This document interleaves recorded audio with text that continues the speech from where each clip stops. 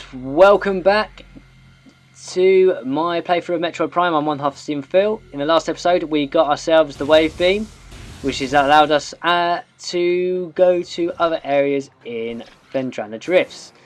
Now we are now going to a relatively big area in the game, as you'll see. Good start, we have a camera, and coming at us is one of them. It's just literally, first time I saw this, I thought, what the hell? Seeing that I've never played a Metroid Prime game before, it was kind of intimidating to see at first. And that image is quite scary looking at his face right now. Shadow Pirate forces trained and equipped for stealth operations. A select group of space pirates have access to sophisticated cloaking technology. This gear drains high levels of power, however, forcing them to rely solely on melee weapons in battle. Use enhanced detection gear when fighting these units. We don't have to worry about it at the moment, but we will do later. Like I said in the last episode, we can stun enemies with the wave beam. They will go down relatively quickly. So, music's changed to quite an eerie theme. I'm going to destroy that now, get out of the way. And hey there. What's this, you may ask? Anybody that says that, well, bleeps in that noise means nothing good. And here are the main enemies in the game, and I love this piece of music. It is good. So the main antagonists of the game, Space Pirate, sentient aggressor species, well trained in weapon and melee combat. Space Pirates wield galvanic accelerated cannons and forearm mounted scythes in combat. This species seeks to become the dominant force in the galaxy, and their technology may help them realise this goal. Ruthless and amoral, the pirates care little for the cost of their ambition, only results matter, and they take these very seriously. So, yeah. It's quite wise to take them down before they control the whole galaxy, which Samus has done previously, obviously, and will do many times after this game. They can pack a punch, not too bad, they're not as bad as certain counterparts later on. People play this, like I've said before, will know exactly what I mean. They are a bit silly, they will stand still sometimes and shoot you from that point blank range you've just seen there, which is just a bit silly. As it says, with the doors being unlocked as well, and we have ourselves a map station for this area. Not that I'm really going to use it, but it is helpful when I need to. So, quite a big area. It's not the hugest, I admit. It's certainly the biggest, and you can see it's quite a big room there as well. Suspicious, that really, isn't it? Big room normally means something. Anyway, so now we're going to continue our way through this research facility that the Space Pirates have made on Talon 4. If you haven't realised that already, or at least there is a facility for the Space Pirates, then God, it's not annoying now, it will be later, because at this moment you can actually see through these parts. One of my complaints you will see later on, not too bad because it's not the end of the world, but I'm going to say now you want to scan stuff on your first go here. Right. So as you see more Space Pirates, there's a lot of these. Just take them all out as you would do. I don't think any more coming down from it. Right. If you don't like the music, I apologise. Right, so here's another version of the scannable data you have to scan. The pirate data, which we've already seen once on Zebes, but that's a lot. Talking about Zebes on Frigate Orpheum. But here it is on Talon 4. So here's log 10.515.8. Our initial tests exposing Talon 4's indigenous parasites to Phazon appear to be successful. Increases in strength, size and aggressiveness are common in all test subjects, as well as unforeseen evolutions like additional poison sacs within the abdomen and the appearance of a second ring of mandibles in several subjects. These creatures were chosen because of their resilience, and it appears possible that given enough exposure to Phazon, they may one day be able to survive on any planet we transport them to. Our methods will have to be refined. We could currently have a 100% extinction rate blah blah blah, 4th infusion period, and most survivors of the 3rd infusion stage are so violent and uncontrollable that they had to be euthanized. Even still, we remain hopeful that further experimentation will result in success. So yeah, that's that substance that the Chosers were talking about.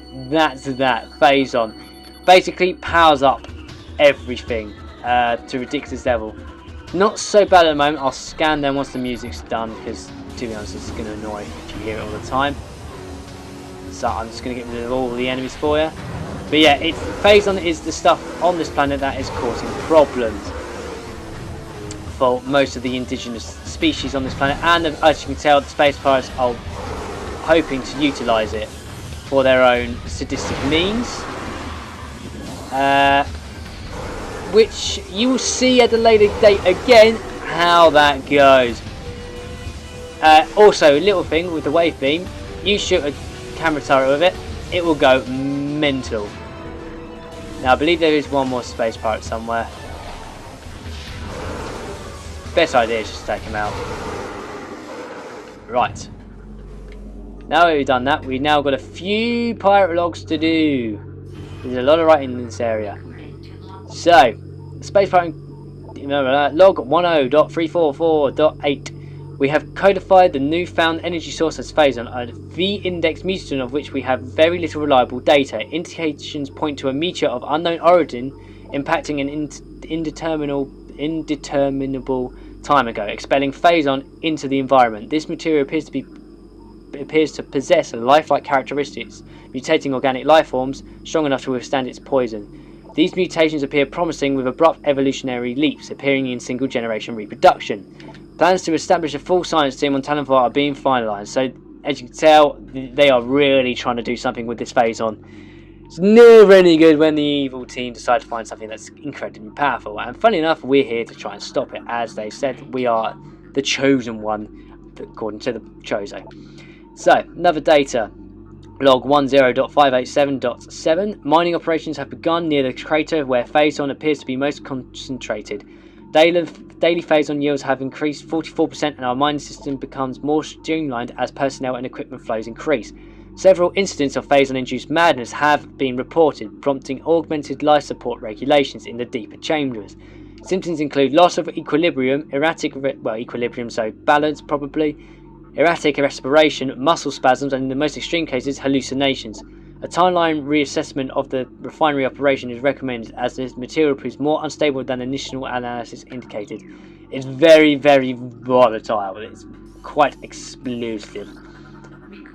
Don't see that much really, I think throughout the 3 games anyway, but it is quite explosive. Log 10.712.1. Most terraforming and retrofitting of security checkpoints on Talon 4 is complete, but we continue to research the alarming epidemic of breaches by local creatures. Door records show no unauthorized entries, so we must presume the creatures are either slipping in undetected during daily personnel moves, or else finding their way in through subterranean tunnels. We have found many small breaches of this later sort and plugged them wherever we can, but it is unlikely that we will ever achieve full extermination within our current timetable. So the space pirates are in a bit of a rush on here, as well as trying to get all the Phazon they damn well can from this place. I don't think there's any more scans. Like I say, I am double checking to make sure there are no more scans in this area, because it can be Xenome SAS is that reference to?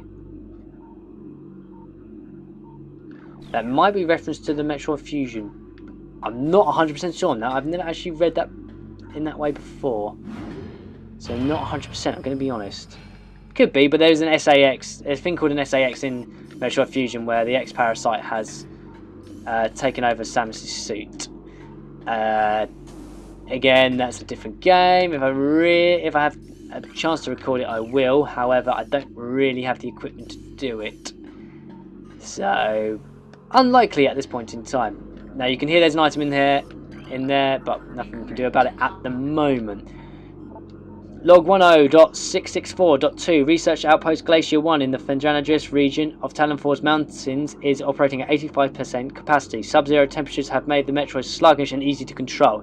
Even those well into phase-on infusion cycles, cold containment status tanks are sufficient for the juveniles.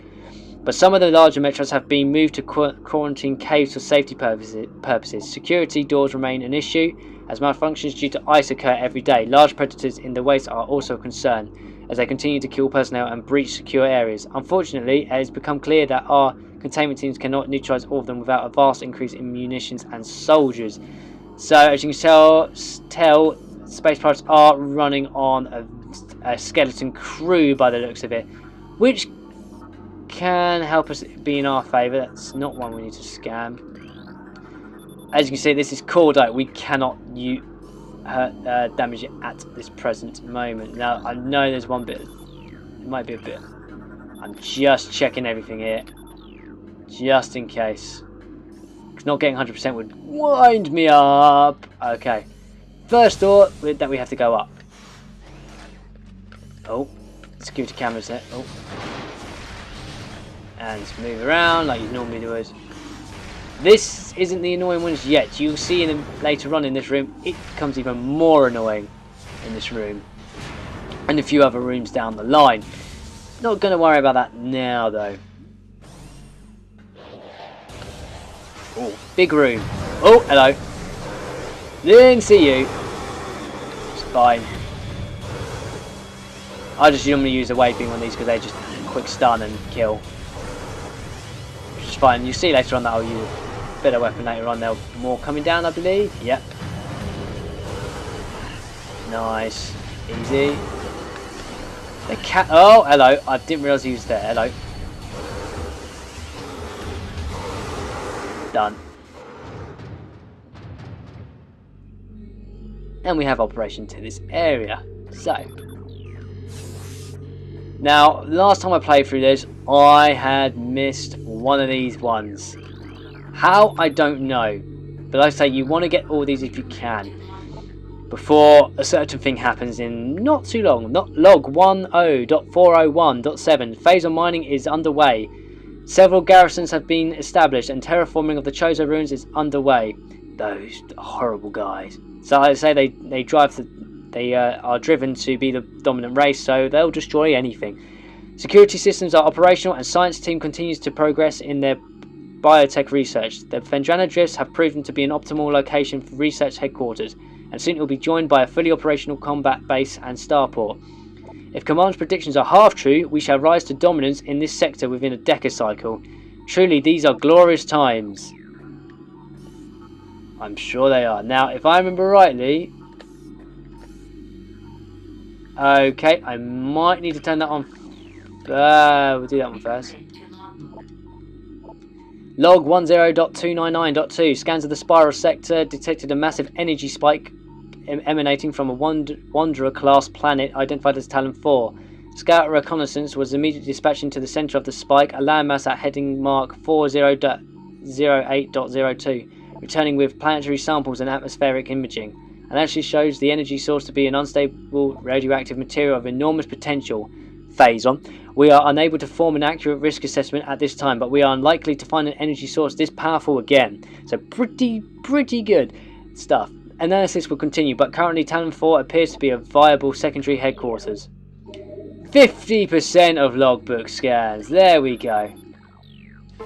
And if we use this stuff starts to turn on. Lovely. Now I'm just checking. No. I am just being thorough. Okay. It should be fine for a minute. Like it's shown, we need to use the morphball bomb slot. And as always, it will cause an electrical current for another little puzzle. I love how these little engine things also beef them down. It's lovely. It's the little sounds in this game. It just makes the game complete, I think. Just little things like even when I'm walking, hearing the footsteps on different surfaces. It's great. That's why I love this game so much. Funny enough, there's a lot of Nintendo games. They are quite replayable, unlike many other series of games. Don't get me wrong, I like other games. I like Xbox. I'll say I like PlayStation. I haven't played the PlayStation in a long time. I'm going to be honest. I didn't get a PS3. I know, shocking, but never really interested me. But you know, each their own. I know. But yeah, I do like Nintendo games because they seem to be more replayable with the single players, especially. Which you don't normally get with other series. You know, don't get me wrong, there are others. You know, it's just my personal opinion on it. Everyone has their opinion. Remember, people of the internet, respect that. Right, oh god, I can't even get in. There we go. Second stage, done. Hologram comes down. And there we have it. And hidden at the top is another item. So, whilst I'm here, I'm going to check over here again. I swear to god I missed one in here. If I miss it, again, I'm going to annoy myself. No, fine, cool. Right, some of these you have to scan. One being this one. Planet Zebes, mass 4.8 trillion teratons. Profile, planet's crust is primarily Earthic core, making it ideal for subterranean construction. A class 4, no.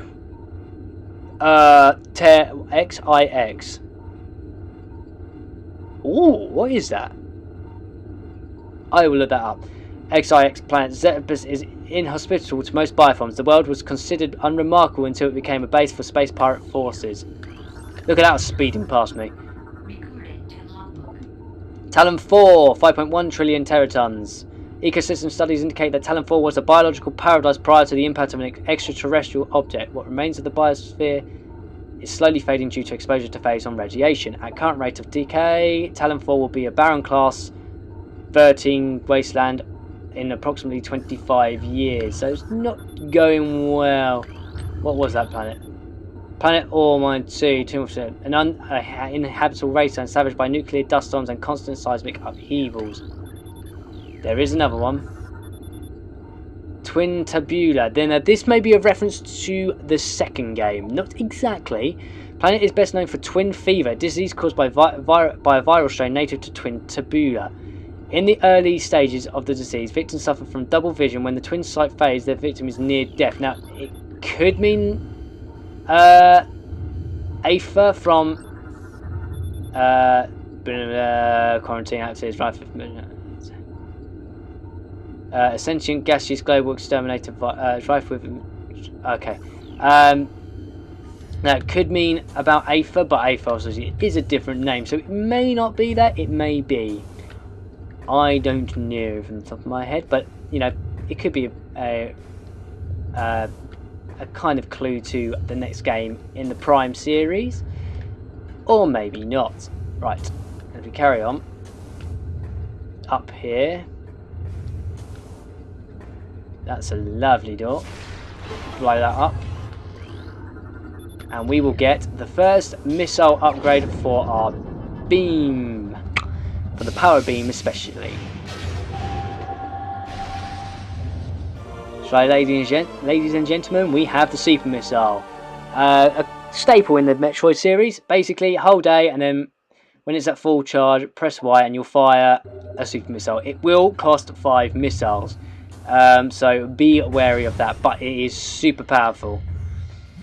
But I think we'll call it a day there. Thank you very much for watching. I've been one half of Steve and Phil. In the next episode, we'll continue our way through the Space Pirate facility and see what other secrets the Space Pirates might have in store for us. So until then, I will see you next time.